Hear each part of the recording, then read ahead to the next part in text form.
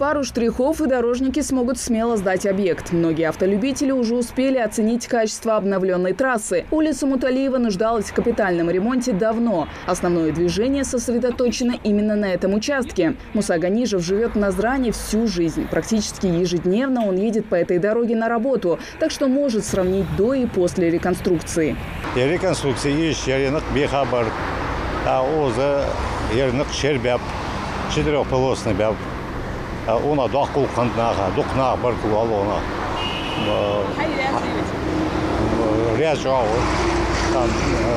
Безопасность дикаюты. Алаши полоса мабацева, щербали, азбе полоса бы. Так, двойно сплошной линии. Иш малуам, хотя дикбябинок. На центральной улице немало важных социальных объектов. Во время капремонта ограждения, отделяющие школу от трассы, убрали, что вызвало у педагогов страх за школьников. Им пришлось прибегнуть к некоторым хитростям, чтобы обезопасить ребят. Сейчас беспокоиться не о чем. Дорожники установили новое ограждение. Мы устанавливали дежурство здесь, пока не было забора. По периметру ставили людей. И сама очень часто выходила, стояла, дежурила, что сохраняя безопасность наших детей. Желательно было бы, чтобы этот забор был выше. Боимся, что могут перелезать через этот забор, настолько он низкий. Но мне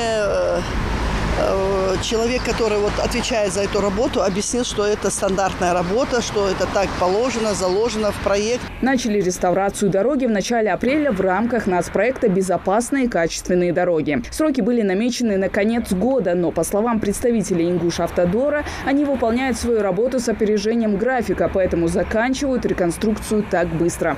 Реализуют нацпроект на территории нашей республики для того, чтобы привести в нормальное состояние дороги региона и снизить количество аварий. Именно для этого улицу расширили до 4 полос. Такое решение позволит уменьшить загруженность на трассе.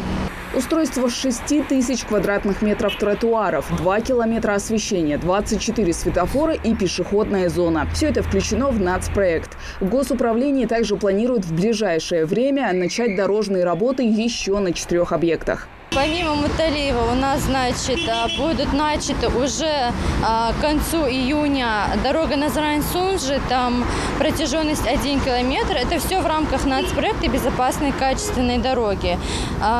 2 объекта Кулиева и подъезд к ЖД-станции Слепцовской у нас уже завершены. Это 3-й объект в рамках нацпроекта.